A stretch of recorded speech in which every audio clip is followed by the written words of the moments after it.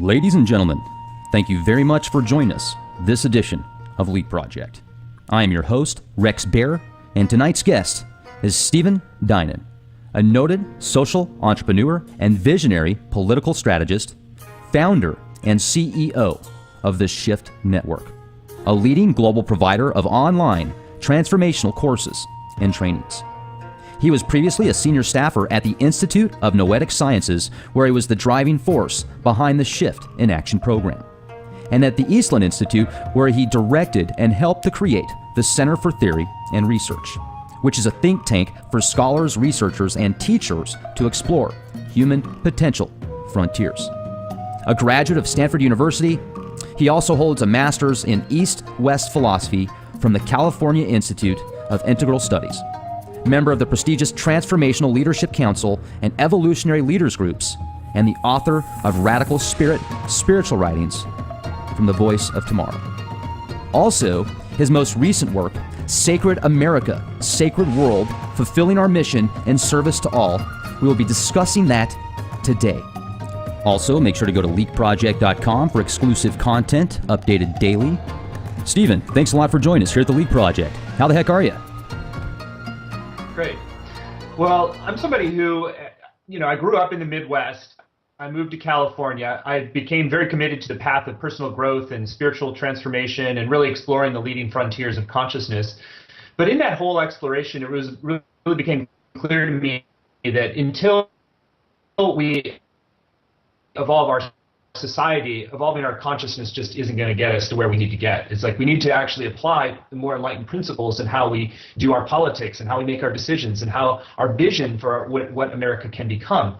America was really founded on deeply spiritual principles. It was, in the original Declaration, Thomas Jefferson had written, "We hold these truths to be sacred and undeniable." And eventually, they decided to make it a little more less spiritual by calling it self-evident. But when you look at things like creating a more perfect union or e pluribus unum, out of many one, there was a very, very conscious coding of America with higher principles that really have to do with leading us towards larger wholes, leading us towards larger unity, really leading the way ultimately towards peace building and sustainability on a global scale. And we've gotten a little stuck in that process. We've gotten into essentially a warfare psychology in our political culture, where we have two primary political parties that are really primarily focused only on gaining power and having power over the other, and pretty much doing whatever it takes in terms of that ends up fundamentally undermining our capacity to achieve really this higher mission, which is encoded in e pluribus unum, out of many one. So we're quickly kind of emerging as almost two Americas. In 1960. There was a poll that was done asking parents how concerned they would be if their child were to marry somebody of the opposite political party, and only 5% of people in 1960 said that would be a real concern for them. By 2010, that had ramped up to 50%, and we've partitioned now into almost separate, blue states versus red states, and we get our media in different places, and often it tears apart workplaces and marriages. And essentially, we've replayed the American Revolution and Civil War now in creating essentially almost a Civil War culture in our political process. And the truth is that actually the conservative value system and progressive value systems, or Republican and Democrat, are quite complementary to each other and actually very helpful, balancing to each other, because if you get all of one or the other, we tend to go off the rails of like what it's going to take for us to really evolve to the next level. So instead of a partnership dynamic where we're really seeing the different political orientations as complementary vehicles for us to grow as a country, we're at war with each other. So that's really a source of, is a key insight behind the book, Sacred America, Sacred World, that we need to treat each other as all sacred and worthy of respect. And that includes people with different political orientations, includes other religions, includes other nationalities. That's part of the wholeness and the oneness that America is ultimately designed to create. We're embracing the full global village here, and we need to do so not just within our borders, but within our political parties and ultimately within the world as a whole. We certainly live in times where there's this divide and conquer, problem, reaction, solution. You've got either the religious card, the political card, the sexual preference card, the movie star card, everything. There's this, opposite, and it seems like if we could create a balance there where we can embrace each other's differences and at the same time find a way to work together. I think that's what's most important. Multiculturalism is great, yet when you've got different cultures that get more rights than others in a certain society, that's when you've got the division and people get upset and angry. So how do we find a way to embrace people's ideals without alienating others? Does that make sense? Yeah, well, I think it begins with what I call political cross-training. So when you're training to be a top-tier athlete, it's often a good idea to cross-train with a different method because it'll build and develop you in different ways. So that's where you get these monstrous football players who are taking ballet classes, for instance, because they're wanting to develop their coordination in a different way than football is going to teach them. So in the same way, in politics, we can start to treat different political orientations as a form of cross-training. It's a cross-training for our mind primarily because we begin to see the world through a different lens and a different set of priorities. So if we're only taking in the viewpoints that we've inherited oftentimes or that we've developed, but then we're rehearsing that and never even taking as an interesting exploration the worldview of somebody else, we're going to be compromised by that, where our viewpoint is going to become more ossified and more stuck in different ways. Yeah, so you're doing this cross-training essentially with the political parties. Okay. I'll give an example, because our tendency, especially with politics, is to demonize and vilify and often express hatred towards other viewpoints than our own, partially because there's a lot of charge around decision making and what rights we have or don't have, and so there can be a lot of understandable charge with politics. And so what we have to do as a practice, almost as a spiritual practice or a psychological practice, is to unravel our tendency to create more and more of a polarization. I'll give an example in my own life. When Sarah Palin was the vice presidential candidate in 2008, I just really I thought I'd done a lot of work on myself and a lot of personal growth, but I really just could not stand her. It was like nails on a chalkboard. So instead of just rehearsing that, though, after a while I realized that it meant I had some work to do. And so I actually spent the time to read both of her books and see the world through her eyes. You should see the world through growing up in Alaska, the more frontier psychology, hunting for food, the kind of down-home, G-shucks kind of language that at first I found very grating. And after really spending the time to see the world through her eyes with a couple of books, I ended up having a dream where in the dream, she and I were quite friendly with each other and in fact had a really sweet hug in the dream. So it's kind of a signal to my deeper psyche that it's like, I'd come to terms with who she represented, not just as herself, but as a part of the American population that really has it deserves its own respect and that needs to be honored. And, I ended up writing a column about this at Huffington Post called Dissolving the Palin Prejudice. And I got a ton of fan mail from conservatives.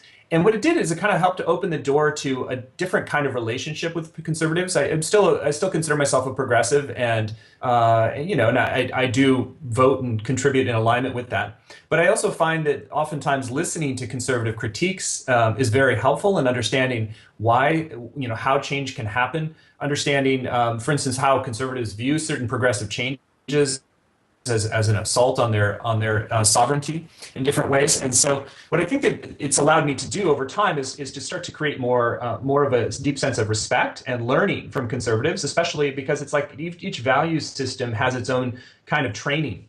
And there's a sort of a toughness and a rigor and a self-discipline and a personal responsibility that conservatives tend to prioritize more than progressives. And I've actually learned from that and grown from that. My father-in-law was a very strongly conservative man, and he was pretty tough on me at first, but we eventually created a friendship and then a sense of mutual respect. He became a great mentor to me in business. So I learned from some of that toughness. He challenged me to survive mixed martial arts and street fighting as a training for business. And that actually was good advice and a good challenge for me to cultivate a different side of myself than I had been, to some of that more martial discipline, if you will. So I think that if we can step back and say, first of all, that in a truly sacred world, in a sacred America, we are honoring and respecting everyone's right to exist and right to have their opinions. And our democracy is really built on a foundation of mutual respect for difference. And part of that taking to the next level is to say, you know what, I'm actually gonna step over the line and learn from you, and then learn from how you see the world, and actually be able to understand how we can design a better America from different value systems. And sometimes I'll give an example like how this can be really practical is the $15 an hour minimum wage has become a real sort of torch on the left for this is about a more enlightened society and uplifting the poor and reducing corporate exploitation. However, all the arguments for it are essentially left-leaning arguments. But if you take a more of a right-leaning perspective and say, you know what, the $15 an hour minimum wage isn't just about uplifting the poor, it's about reducing the size of government. Because when you have companies only paying somebody $7 an hour and they can't actually live on that they need food subsidies, they need rent subsidies, they need child care subsidies. What you're effectively doing is increasing the size of government and all the bureaucracy involved with serving that. You're actually increasing the tax burden and you're reducing people's individual sense of responsibility. So you can make the argument that advocating for $15 an hour minimum wage actually is about reducing the size of government, allowing people to be more self-responsible, reducing the amount of subsidizing of specific companies as well, since ultimately the $7 paying somebody less than it takes to survive actually is effectively asking taxpayers to subsidize companies. So we don't want that. We want to minimize the size of government. So you can basically frame the whole argument from within right-leaning value systems, and you can end up making more of a bridge and more of an understanding and have a more interesting dialogue than the sort of class warfare dialogue, which tends to happen more from the left, as it's all about the 99% versus the 100%. I really make the case in my book that we need to occupy the 100%, not the 99%, because ultimately whatever sort of division that we're stuck with and perpetuating is going to create kind of a freezing up of our potential, because we need the wealth of the 1%. We need the innovation and the business sense in order to grow the next country. And if they're essentially the 1% are feeling like they're under siege and being demonized, they're far less likely to actually work together with the 99% to create a better America. No, and being that we live in this dualistic society, when you look at the Democrats and the Republicans on paper, you can say, well, the Republicans are more conservative. They typically have more beliefs in gun rights, gun ownership. They're not as acceptable towards abortion typically and other things. So other than that, though, I mean, what are the differences really between a Democrat and a Republican? If you look at who's in office now in the administration and how many, we're in this perpetual war state, yet wasn't the administration that was brought into power almost 8 years ago, weren't they supposed to make change, and we're all supposed to be happy, in war, get out of Iraq? And it seems like it's been these perpetual proxy wars ever since 2001.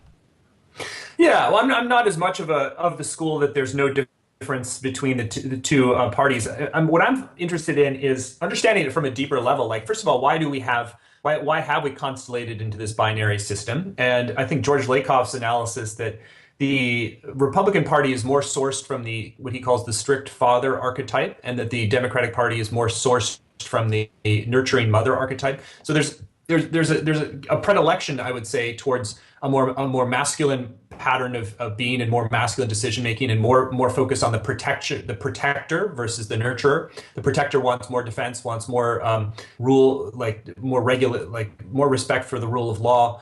The nurturer wants to extend more benefits to other people, to take care of the downtrodden in many ways. And so you end up with something of a nice way to see that Republican and Democratic parties in some ways kind of embody the father and mother of America, and that we need mom and dad to get along and not to just be at war with each other, to recognize there's a complementarity there. There's a strength and a discipline and a self-responsibility on the right that is very valuable and for us to cultivate. And there's a generosity and a love and a caretaking impulse on the left is very important for us to integrate as well.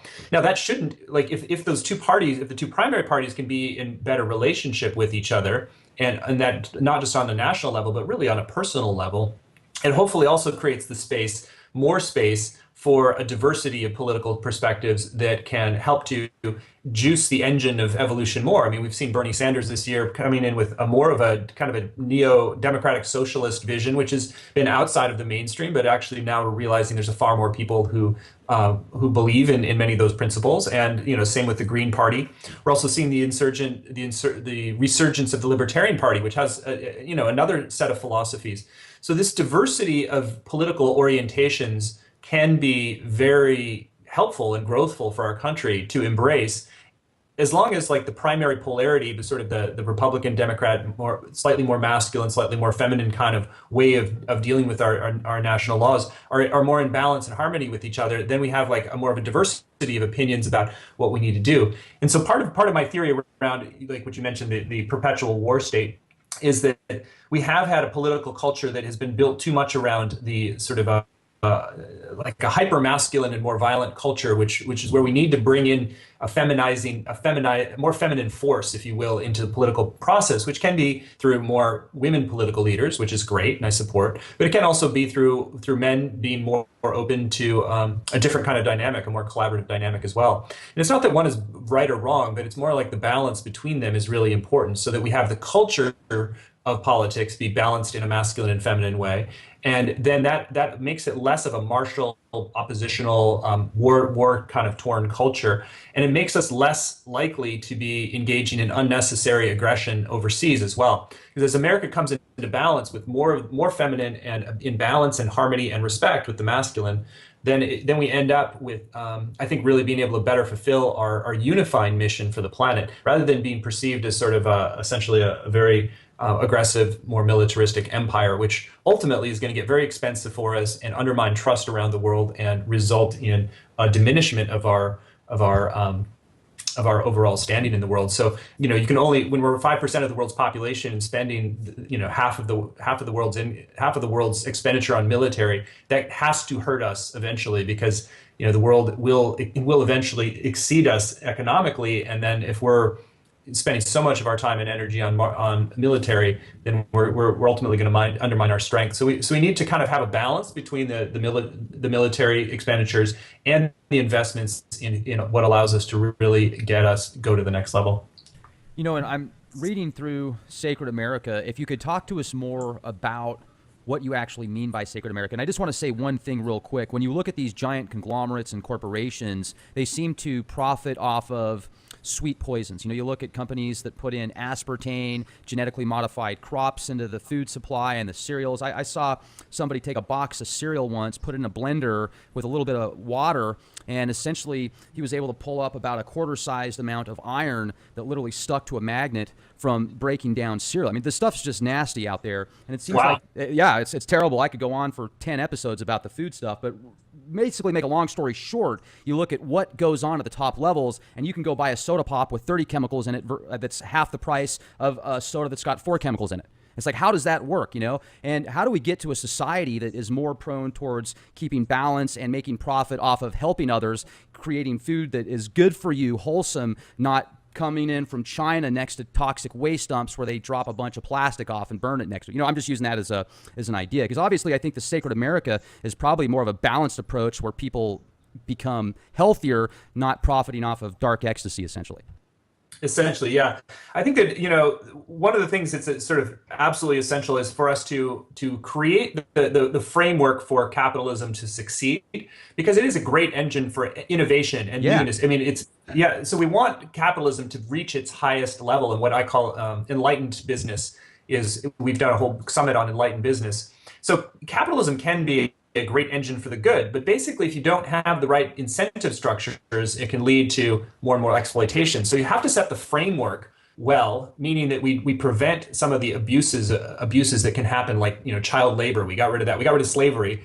We got rid of child labor.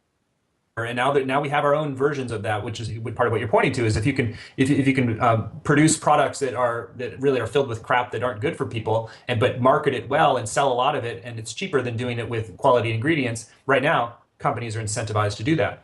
So one of the things that I talk about in the book is that we need to essentially create more transparency. So the more we can create transparency about the actual social, environmental, and citizen impacts of a company, the more at the point of sale, the more we're going to incentivize companies to go in the right direction. So one idea that I've had, I have in the book, is called the conscious ratings tag. Same way we have nutritional labels now, you can have companies be rated on a range of different metrics for how conscious they are being as a company. So that includes how they're treating their workers, it includes how their impact on the environment, it includes the sort of the supply chain, it includes where they invest their money. So you can basically have like broken out by category different ratings that are by an objective body, neutral third party that is rating companies, and then you get a tag. It says here, this has got it's like an 8 out of 10 on this score, a 7 out of 10 on this score, and the aggregate score of like a 7.5 out of 10. So you could make your decisions about at the point of sales, like I'm only going to do business with companies that have an 8 out of 10 or better, and that's going to help to make more of a price signal to the companies that they want to compete on how conscious they are. Now we have various elements of this already in place. We've got Energy Star for appliances, we've got organic food ratings for food, but to actually make it truly competitive, where companies are getting ahead by raising their score over time, you need to have something that's more granular and that sort of is sort of industry wide. So the advantage of doing something like this you could also do screens that are the next level beyond the socially responsible investment screen. So you're only investing your money in companies that have a certain rating as well. So the point of this isn't necessarily to just try to control the companies and shut down. It basically makes the whole thing transparent. So you really know when you buy something what the deeper ramifications of that purchase are. And my belief is that the more transparent we can make the actual impact of our purchasing, the more companies are going to be flooding to be seen as best in class. And the internet really helps this because we have access to so much more information now than we ever did, and so there's so much more propagation. So if we can just set the frameworks, and we have certain minimums, we don't want child labor. I think that we should set a minimum wage that's much higher, more like a $15 an hour minimum wage. And that allows companies that really compete more effectively within the frameworks of the sort of a conscious framework, then those are be the ones that make the most money and get the most business and grow the fastest and get the biggest market share. And so, we already have some of those forces in motion, but I think we can take it to the next level, and it helps to fulfill the promise of capitalism rather than the problems of capitalism that we see right now. Well, indeed. And I like that system that you're talking about as far as the number system goes, yet when you've got people out there maybe that are struggling financially and they see that one business has a number of 5 because their practices aren't that great, and there's another one that has a level of 9, but they're a lot more money, I'm just trying to think of a way to balance that out as well. Yeah, well, I think there's certain standards that you just don't allow. So it's like, okay, like you don't allow companies to just spew toxic waste into the local river because, that's one way to price. It's like you basically prevent certain things through regulation. There's other things you price in, more like we can do with carbon output into the atmosphere. It's like we can price in with carbon fees that there's an impact of burning excess fossil fuels and emitting that in the environment. That has an impact on the greater good. So we need to price that into the system so that companies are incentivized to continue to reduce their negative impact on the larger whole. So there's regulation, there's pricing things in, and then there's competition to get to be the best in the field. So you're having the least environmental impact, the most social benefit, and you're generating products that people love, that those are the companies that are really going to soar. So that's part of what I mean. You have to kind of align all the different incentives to make sure that capitalism fulfills its promise. It's not like there's just one, it's not a single bullet approach. You can't just say, oh, we're going to do just one or the other, because if it's all about just regulation and containment, it's like there's ways to slip around the edges on things. And if companies can still do bad stuff, then it's going to ultimately harm our collective. So, in a lot of these things, it takes a bit of the right-leaning perspectives, a bit of the left-leaning perspectives to design a system that really works. And part of where we're frozen up right now, we're spending all of our time on partisan warfare. When one party's in power, it essentially freezes up and shuts down the other, so they can't really get anything done. And then you've got the corrupting influence of a lot of money in politics. So I think we need to have a constitutional amendment to overturn Citizens United, and then to basically then be in a position to improve on a lot of these other fronts and work in a more bipartisan fashion on some of the deeper reforms. So that's what I believe is necessary. Absolutely. And I'd recommend our listeners go to theshiftnetwork.com if you'd like to know more about this opportunity. And one of the things that I'm thinking of is if you can create a new system that works on values and morals better instead of just the bottom line, do you stop with America? I mean, what is the overall vision of what you see? Is this a global government? Is this country governments that have a connection to a global one as well? Yeah, now I know this. In a lot of left-oriented, on both sides, there's suspicion of centralized power. I would say is key. Because part of what we've seen is that we've had a lot of centralized power with the United States. Sometimes that leads to an increase in corruption and a decrease in taking people's real needs into account. So some people want to. There's a very legitimate role to bring more power locally. However, I think what we need to do is two things. We need to bring more power locally, and we also need to have better and more effective systems of global governance as well. And I use governance in a light touch way. It's not about one world government, which is kind of oppressive, authoritarian thing, but it's about having some level of elected representation to decide on truly global challenges rather than states duking it out. Whoever's got the biggest military wins, and people are going to say, no, we're not going to do that or that. We have some truly global challenges now, including most of the environmental challenges. And those do require global accords. They require some level of global coordination, and that when you have global challenges, you need to have global representation to deal with that. So I think that eventually we will create something like a global democratic Congress that is basically working on and deciding, making decisions on that 5 or 10% of problems that are truly global, while we also have more power moved to the local. So right now we're kind of stuck at the nation state level, where there's a lot of power aggregated at the level of nations, and there's not as much power locally sometimes. So we kind of need to pull some of that power locally, pull a little bit of that power to more global coordination, and it needs to be very democratic as well. Right now, we don't have any representation directly. We don't elect anyone to represent us at a global level. We basically elect people at a national level, and then the nation states kind of figure things out. But that system it's a bit unwieldy to have a couple hundred nations that are all working through the United Nations. And so, I'm in favor of eventually moving towards sort of a limited form of planetary democracy. And so that's part of where I see things going. It's on a long time horizon. It's probably on the time horizon of several decades, but I think it's important to see that notion that we can have a kind of a healthy form of planetary coordination and democratic representation, rather than simply this kind of like more Orwellian kind of big brother kind of thing. It's like 1984 meets Tron meets Twilight Zone with the technologies that they have now. It's absolutely fascinating. And one of the things that I'm thinking about is that quote that Gary Strand made: "A democracy is two wolves and a lamb voting on what to have for lunch." Do you? So let's talk about that for a minute if we can, just because I certainly feel that we all have an opinion and a right to make our options known. So that's wonderful. Yet, how do you get around something like that? That's, if you got 50 million people versus 49,999 people, and one other person says, well, I think that this vote should be, we get to take everybody's home and make it this 50%, and that 49% has to jump off a cliff, because democracy says so. I mean, people are strange, people vote sometimes out of emotional, and they don't really put enough thought into stuff based on ignorance oftentimes. I mean, I do that. So how do you get around that, That's where I think that representative democracy tends to be stronger than straight democracy on most things. There are certain things that I think it is important to give people a direct vote in. But because, when you have essentially professional representation that can think deeper and longer and more systematically about something, they're generally going to make better decisions than somebody who's like kind of having on a whim making a decision. They've done 10 minutes of research. We're asked all the time in different citizen initiatives to make decisions about very complex things without really being able to spend much time on it.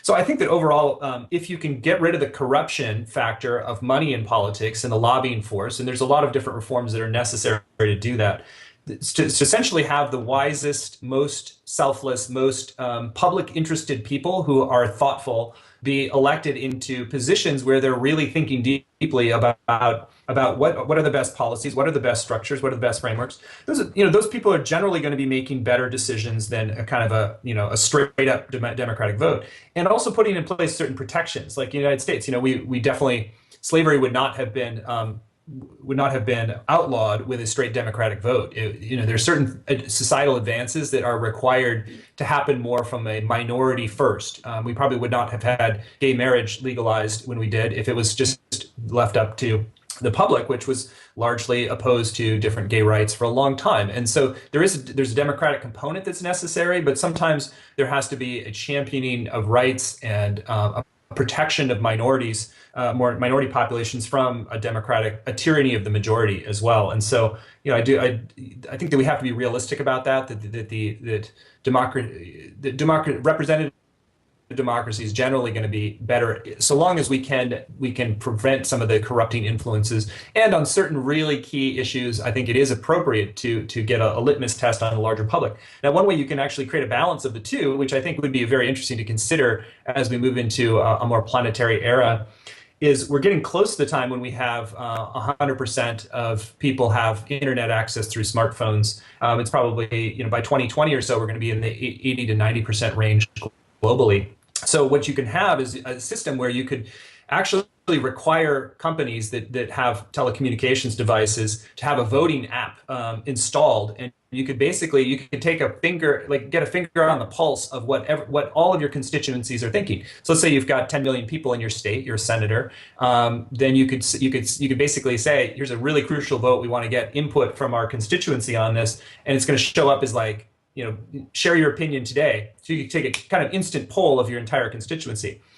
So when I talk about a form of limited global democracy, we could design in something like that is actually built on direct participation. So you could basically say right in real time, hey, this is how I stand on this. Doesn't necessarily mean it's binding, but it does mean that representatives could more easily and quickly represent the actual positions of their constituencies, while protecting against some of the, as you said, we don't want to embed racism and certain things that may still be common enough that people might, for instance, in the United States right now, I think we're in real danger of persecuting Muslim minorities. And that is something that needs to be protected against. Well, it seems like they're kind of, when I say they, I'm referring to whoever it is that controls the politicians and the lobbyists and the defense contractors, because all over the media you have this onslaught of news that talks about how illegal immigrants are coming across the borders, and they're by just tens of thousands. And I know that that's how America was founded, upon illegal immigrants. So don't get me wrong. I think that everybody should have a right to come here, but they try and spin this fear factor with the masses, saying, well, a lot of them haven't been vetted, and they're in military shape. They could be black ops with these other governments coming in here to infiltrate. And then things like Orlando happen. And I feel that there's a lot of black ops stuff involved with not only the media, but these big gun catastrophes that happen, whether or not they're false flags or staged events or prepared or it's totally legit. I don't see how one person could take out 49 people, shoot 50 more multiple times, no matter what kind of gun you have, unless you're Rambo walking in there with an M60 and a strap of bullets around your body. I think there was probably a lot more to it than that. And these things happen during political events. And oftentimes, well, now we can wag the dog over here. We can use these keys to say, well, let's go after people's guns or rights or whatever the case is. I mean, we could be talking about something completely different. So do you think that the media is really a big part of this divide and conquer, yin yang, opposites, etc., and that is going to have to be changed at the top levels in order to create this society of harmony? I don't feel as much concern about general media now, partially because the media has become so fragmented, and there are so many outlets for, basically any one of us can become our own media, in the sense that we can publish our opinions and aggregate that and gain momentum. And we have so many more diversity of things that we can tune into than once was true. Now, I do think that the top level media has certain forces that keep it within an accepted discourse. I was just reading, for instance, this last weekend about a whole new lawsuit that's been brought against Trump by somebody who's accusing him of raping her when she was 13 years old. Is connected to the whole Jeffrey Epstein thing. For the most part, the major media have all not aired that story. They've not brought it forward, even though there was this article about it. Huffington Post had 47,000 shares, and it was quite credibly written. And so you have a major potential story that wasn't broken. And, so the question is, why is that not breaking? Is that kind of going outside of the bounds of what's acceptable?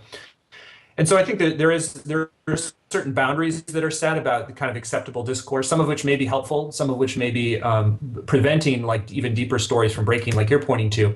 I don't think of it as a sort of an organized conspiracy of silence. It's more about, I think that the media companies have forces upon them. There's market forces saying, it's like, what do people actually want to read? What are they reading? So that there's a survivalist kind of mentality of like, okay, we gotta put out stories that people are going to be palatable. There's also some level of not wanting to minimize access. So if you break a story that turns out to be false or that is too outside the paradigm, it might diminish your access to other folks. So I don't necessarily see it as sort of an organized conspiracy to silence certain viewpoints, so much as there's market forces involved, there's social forces involved, what people are kind of quote permitted or acceptable to look at. And the truth is that, any one of us who really wants to dig into a particular area, it's like, wasn't like the story was shut down completely around this 13-year-old with Trump. I was still able to read quite a bit online about it and really sort of ponder, is this something that is going to break in a bigger way? So I don't know, with the internet, I think that there's a tendency to blame kind of larger media rather than own our power. And the truth is, we do each have a tremendous amount of power now, through all the different social outlets, through building our own base. I mean, you've obviously built up your own base and followership with this as well. So I think it's more about owning our power rather than just simply critiquing the existing power structures, and realizing that there has been a great democratization of the capacity of media has been democratized, and that is really freeing us to look at just about anything we want to look at. Right on. That was a real powerful statement. Let's own our power. Let's quit blaming other people for what we can't read, and let's find the story ourselves. Let's jump into some of the most significant shadow issues that America hasn't faced. Okay.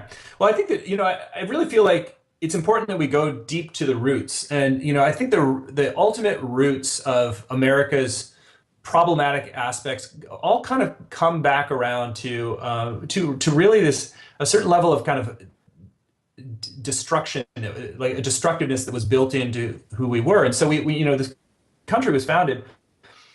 It was built on a genocide, and that's something that we really need to face as a country. Germany has matured as a country because it had to come to terms with its Holocaust and the real shadow side of power and the impulse to systematically destroy another people.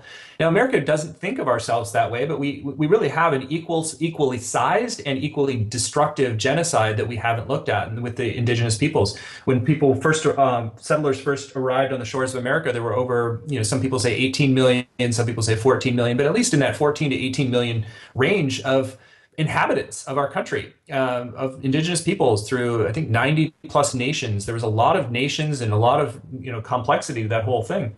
And within 100 years, there was only 1 million left. And that was through systematic slaughter. It was through introduction of diseases. It was through absolute warfare. It was very planned, and it was very executed by a lot of folks. And so it's a horror history to have to come to terms with. And the reason I think it's important is because what could have happened with the native peoples is that we could have had more of a merging of wisdom streams. There were certain streams of wisdom, the kind of Enlightenment thinking and progressive political values, and even some of the more esoteric streams with the founding fathers were carrying from Masons and other things. There were things that were really carried that were important in the settler culture, but there was also the values of the native peoples that were much more attuned to the value of the land and animals and people, and so there was a deeper respect for the health of the tribe and the full participation. The Iroquois had a really lovely system of balancing the male councils with the female councils. It kind of created a check and balance on some of the martial tendencies of the men. There are ways that, if you look from the Hopi to the Lakota, that there were wisdom streams that we lost access to, at least as a culture, because we engaged in this deeper genocide. So I think it's really important that we do this shadow work, because it's humbling to us, and it focuses us less on pointing the finger at elsewhere and realizing, wow, we have one of the worst genocides in history that we have perpetrated, and we still see the downstream impacts of that in some of the poorest counties in the country are on Native American reservations. And there's a real unhealed, festering wound there. So we've done a lot of things with the Shift Network to build bridges to different indigenous leaders. We've done a Global Indigenous Wisdom Summit. We've done some fundraisers. We've done things that help to create a declaration of commitment to indigenous peoples. They're all, we haven't shifted the whole thing by any means, but we've been taking positive steps. And I think that as a country, we can do a lot more and integrate more of the grounded wisdom of indigenous peoples into how we think of ourselves as a country. So, ultimately, America's designed as a melting pot of different cultures and different consciousness streams. And so if we're creating something that's more whole and more balanced, it requires us to integrate the indigenous wisdom streams and peoples in a deeper way. And I would maintain the same is true of our history of slavery, which we're still really seeing play out in a larger scale with different Black Lives Matter and the criminal justice system. There's a lot of reflections of essentially our unhealed history with slavery is not complete. Even with Obama as a president, it hasn't shifted our fundamental culture on a deep level, that there's a way in which we still are dealing with the legacy residue of slavery. So those are two areas that, as sort of deep shadow work as a country, that bring us into more humility, make us a bit less arrogant, more able to see the shadow side of the way we wield power, and ultimately make us more whole when we can integrate the wisdom and blessing and beauty of these of other cultures in a deeper way than we have. And with all of the power that's in these political leaders and the people that put them in power, essentially, how do you get them to become more balanced and equal and not so narcissistic and all about themselves? Because that's really, get to the people that have this kind of power, I feel would be a good boost or jumpstart to this movement, wouldn't it? Yeah. Well, I think that, a lot of times it boils down to human connections and building human relationships. The whole gay rights movement really took off when mainly through people coming out. So it's like there's a pretty direct correlation between people's respect and support of gay rights with knowing somebody who was gay. And so the more people that came out, the more people like, wow, I know Bob and he's actually a great guy. And so I feel more supportive now of gay rights because I know Bob. And, so even though it was painful and sometimes dangerous for people to come out, ultimately it came down to that.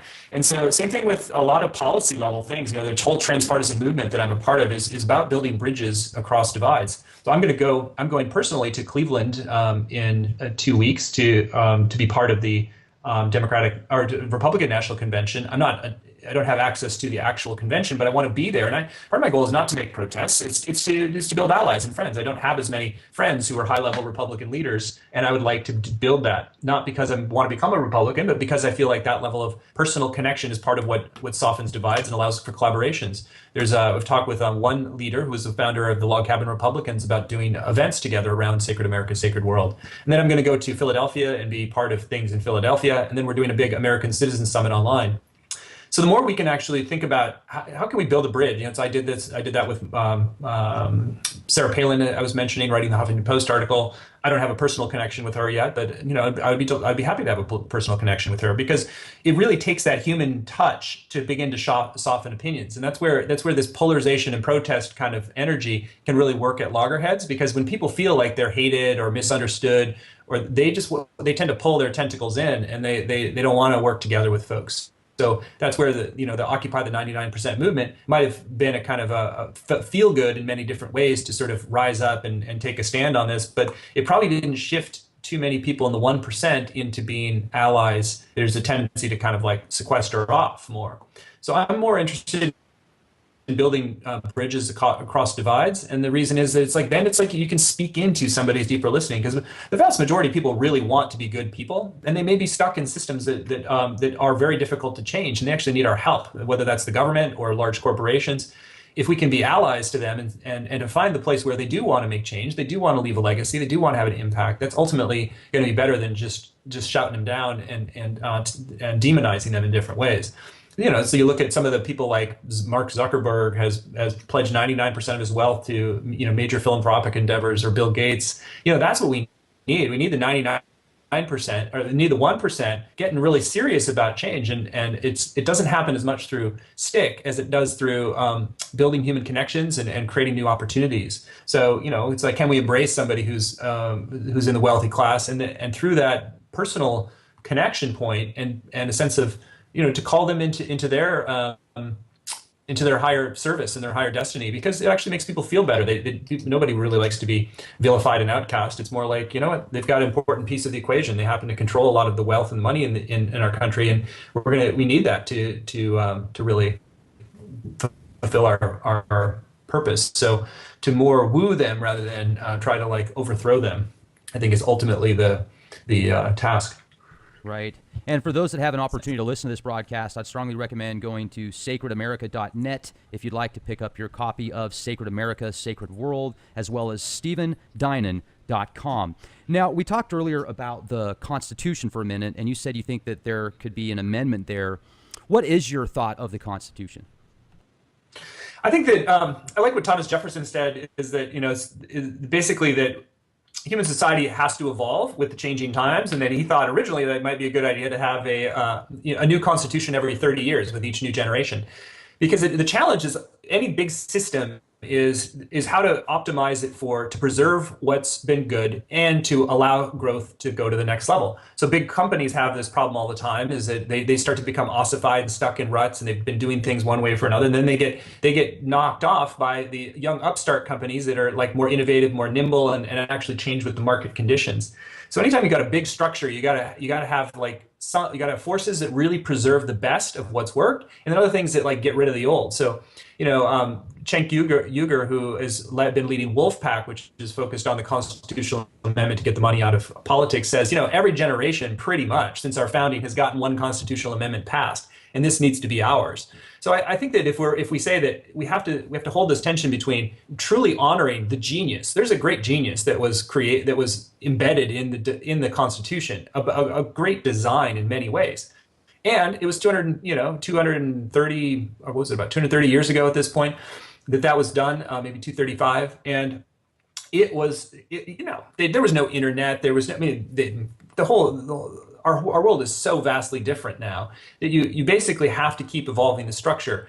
And I think of it more like source code for a computer. It's like you don't ever get rid of the original source code that you build an operating system on, but you keep building upon it. You keep refining it, you keep going to the next level. So I think that we have to view America as an evolving experiment, that the source code needs to be honored, but not become the limitation on our further growth as well, since we have to say, you know what, it's not working in this arena. The whole thing with the level of lobbyists and influence of money and media, all those forces weren't even in existence at the founding. So we have to have new protections to protect the core of our democracy from some of these corrupting influences. So we always have to say what needs to be addressed now. And one of those is money in politics. And there are also structural things that happen over time. I think that eventually we'll need to correct what's happened with the Federal Reserve, and that the money creation powers being privately held versus in the public interest. I think that that's ultimately undermines the health of our democracy. So, there's a lot of things that do get. It's like a computer operating system. You get bugs in the code, you get breakdowns, you get things that aren't working as well, and you say, okay, well, it's time to go to the next level. And that's why I use that metaphor in Sacred America's Sacred World, that we need to go to an America 7.0. And I think we've had at least 6 or 7 major upgrades to the operating system of our country, all of which still have to build upon and respect the coding of the founding. And the Constitution was really designed with vehicles to grow and expand, and it was designed as an evolving operating system, not as something that we're just going to sit around and worship to the end of time, but to say, you know what, we've got new times, we've got new challenges, we've got to keep innovating on top of what we've been given. Absolutely. And you make up some really good points. I like some of the stuff you're talking about and the references of the operating system. I did hear you talk before about how you felt like we are in the 7th level of evolution, like we've gone through 6 stages before. So I can definitely see some connections there.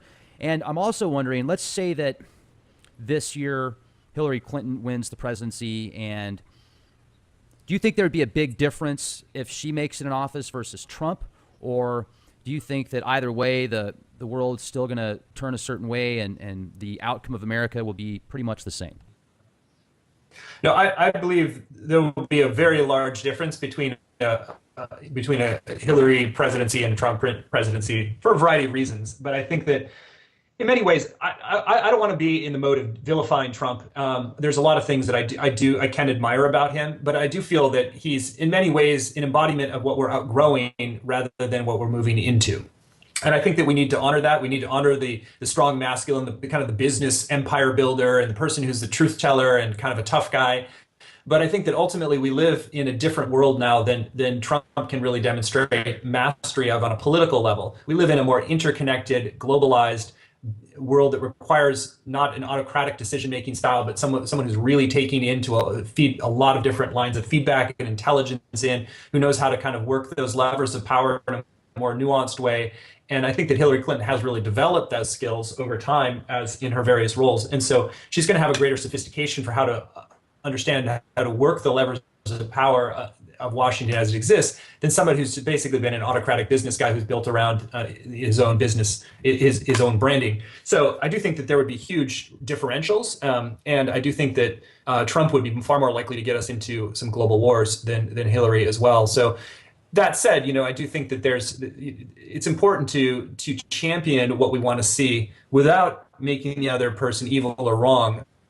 I'm not a Trump hater. I don't feel like, I don't want to denigrate his followers. In fact, I feel like they need to be respected and honored as well, because they've got a vision for the future that they want to create, and they feel that Trump is going to be the biggest champion of that. So, I feel like we have to listen to and respect the people who are supporting him, and also make our own discernment that ultimately I think that he's going to take us backwards rather than forwards.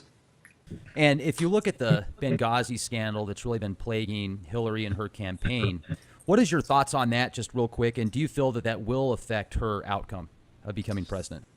It seems like she's navigated the Benghazi thing pretty fully now. I thought the testimony to Congress, she showed a lot of mastery. I personally think that that's more of a part of the political football kind of metaphor of just trying to take her down a notch. I think that the email server scandal is got more problematic elements, and in the larger scheme of things, what we really need is somebody who really knows understands how the world works, knows global leaders, understands government in a deep way. And I think she's certainly made mistakes, and there's mistakes she's publicly owned. And I think that that's true of anybody who is in a position of power. You are going to make mistakes. It's a matter of how egregious they are, how much do they compromise your future ability. I don't see either Benghazi or the email thing compromising her future ability to be a good president. So that's where I stand on those things. I feel that ultimately they are, there are ways that she could have navigated those things better. And I think she recognizes certain aspects of that. And I think that, there's a kind of a move on quality. I think there are things that are like, deal breakers, and I don't see either of those as deal breakers. Okay, and I appreciate you letting me put you on the spot right there. I would also recommend our listeners go to theshiftnetwork.com, because you've got your blog up there, events, courses, videos, and you're on YouTube, Twitter, Facebook, Pine Rest, and other avenues. What would you like to close out tonight with, Stephen, that you feel would be important for our audience? What I want to say in closing is it's very easy to get caught up in the critiques of where we are as a country. I just want to encourage all of you to really remember what it is that has touched you and moved you most deeply about America. It could be the beauty of our natural landscape, the principles that were founded, the times that we've really been of greatest service to the world. And keep that flame alight in your heart, because to really evolve something to the next level, we always have to love it. So we have to love America even while challenging her to grow further. So to hold this kind of place in your heart where you're really deeply honoring and respecting who we've been, what we've created, while also being clear-eyed and sober about the ways we've fallen short, so that we can actually activate a vision, a potential, and work together with everybody, not just the people that think like us politically, but work together with everybody to evolve a more perfect union, a greater nation, and really a light unto the world. And I think that's really why we've all chosen to incarnate in this country, that there is a very high purpose for America. And yes, there are ways that we are falling short, but we can overcome those. But it takes all of us saying yes, rolling up our sleeves, working together, and not just, essentially squandering our creative energy in a lot of bickering and infighting. Right on. Well, it's been really great to speak with you, Stephen. You certainly bring a lot of really good approaches to the table, and a few things that you said had some pretty powerful impacts on me. So greatly appreciated. You're doing a really good job, and hopefully we'll have an opportunity to talk again sometime. Great. Thanks so much, Rex. Thank you. Have a good one. You too. And also, folks, make sure to go to leakproject.com. If you subscribe and become an exclusive member at Leak Project, you'll have access to all sorts of exclusive content only available for members. You can go to youtube.com/clandestine Time Lord. You'll get access to the latest podcasts on there as well. Be safe, folks. Be the change you want to see. This is Rex Bear. Good night.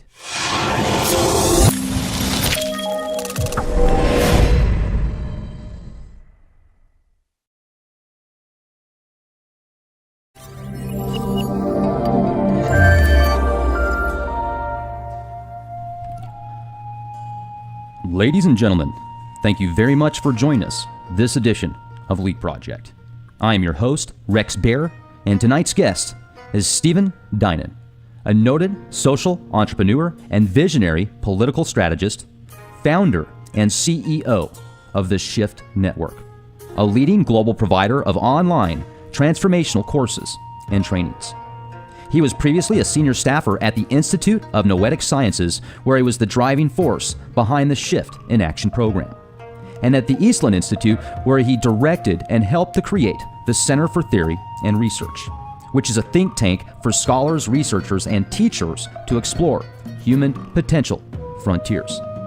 A graduate of Stanford University, he also holds a master's in East-West philosophy from the California Institute of Integral Studies, member of the prestigious Transformational Leadership Council and Evolutionary Leaders Groups, and the author of Radical Spirit spiritual writings from the Voice of Tomorrow. Also, his most recent work, Sacred America, Sacred World, Fulfilling Our Mission in Service to All. We will be discussing that today. Also, make sure to go to leakproject.com for exclusive content, updated daily. Stephen, thanks a lot for joining us here at the Leak Project. How the heck are you? Great. Well, I'm somebody who, I grew up in the Midwest.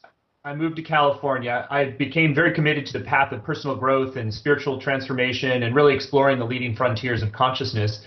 But in that whole exploration, it really became clear to me that until we evolve our society, evolving our consciousness just isn't going to get us to where we need to get. It's like we need to actually apply the more enlightened principles in how we do our politics and how we make our decisions and how our vision for what America can become.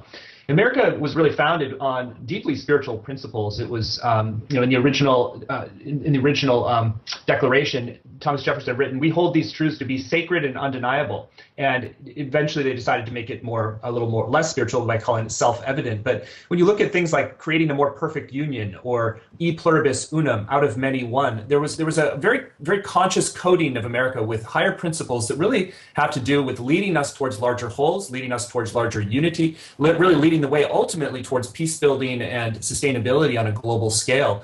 And we've gotten a little stuck in that process. We've gotten into essentially a warfare psychology in our political culture, where we have two primary political parties that are really primarily focused only on gaining power and having power over the other, and pretty much doing whatever it takes in terms of that ends up fundamentally undermining our capacity to achieve really this higher mission, which is encoded in e pluribus unum, we're out of many one. So we're quickly kind of emerging as almost two Americas. In 1960. There was a poll that was done asking parents how concerned they would be if their child were to marry somebody of the opposite political party, and only 5% of people in 1960 said that would be a real concern for them. By 2010, that had ramped up to 50%, and we've partitioned now into almost separate, separate blue states versus red states, and we get our media in different places, and often it tears apart workplaces and marriages. And essentially, we've replayed the American Revolution and Civil War now in creating essentially almost a Civil War culture in our political process. And the truth is that actually the conservative value system and progressive value systems, or Republican and Democrat, are quite complementary to each other and actually very helpful, balancing to each other, because if you get all of one or the other, we tend to go off the rails of like what it's going to take for us to really evolve to the next level. So instead of a partnership dynamic where we're really seeing the different political orientations as complementary vehicles for us to grow as a country, we're at war with each other. So that's really the source of, is a key insight behind the book, Sacred America, Sacred World, that we need to treat each other as all sacred and worthy of respect. And that includes people with different political orientations, includes other religions, includes other nationalities. That's part of the wholeness and the oneness that America is ultimately designed to create. We're embracing the full global village here, and we need to do so not just within our borders, but within our political parties and ultimately within the world as a whole. We certainly live in times where there's this divide and conquer, problem, reaction, solution. You've got either the religious card, the political card, the sexual preference card, the movie star card, everything. There's this, opposite, and it seems like if we could create a balance there where we can embrace each other's differences and at the same time find a way to work together. I think that's what's most important. Multiculturalism is great, yet when you've got different cultures that get more rights than others in a certain society, that's when you've got the division and people get upset and angry. So how do we find a way to embrace people's ideals without alienating others? Does that make sense? Yeah, well, I think it begins with what I call political cross-training. So when you're training to be a top-tier athlete, it's often a good idea to cross-train with a different method because it'll build and develop you in different ways. So that's where you get these monstrous football players who are taking ballet classes, for instance, because they're wanting to develop their coordination in a different way than football is going to teach them. So in the same way, in politics, we can start to treat different political orientations as a form of cross-training. It's a cross-training for our mind primarily, because we begin to see the world through a different lens and a different set of priorities. So if we're only taking in the viewpoints that we've inherited oftentimes, or that we've developed, but then we're rehearsing that and never even taking as an interesting exploration the worldview of somebody else, we're going to be compromised by that, where our viewpoint is going to become more ossified and more stuck in different ways. Yeah, so you're doing this cross-training essentially with the political parties. Okay. Give an example, because our tendency, especially with politics, is to demonize and vilify and often express hatred towards other viewpoints than our own, partially because there's a lot of charge around decision making and what rights we have or don't have, and so there can be a lot of understandable charge with politics. And so what we have to do as a practice, almost as a spiritual practice or a psychological practice, is to unravel our tendency to create more and more of a polarization. I'll give an example in my own life. When Sarah Palin was the vice presidential candidate in 2008, I just really I thought I'd done a lot of work on myself and a lot of personal growth, but I really just could not stand her. It was like nails on a chalkboard. So instead of just rehearsing that, though, after a while, I realized that it meant I had some work to do. And so I actually spent the time to read both of her books and see the world through her eyes. You know, you should see the world through growing up in Alaska, the more frontier psychology, hunting for food, the kind of down-home, gee-shucks kind of language that at first I found very grating. And after really spending the time to see the world through her eyes with a couple of books, I ended up having a dream where in the dream, she and I were quite friendly with each other, and in fact had a really sweet hug in the dream. So it's kind of a signal to my deeper psyche that it's like, oh, I'd come to terms with who she represented, not just as herself, but as a part of the American population that really has it deserves its own respect, and that needs to be honored. And, you know, I ended up writing a column about this at Huffington Post called "Dissolving the Palin Prejudice," and I got a ton of fan mail from conservatives. And what it did is it kind of helped to open the door to a different kind of relationship with conservatives. I still consider myself a progressive, and you know, and I do vote and contribute in alignment with that.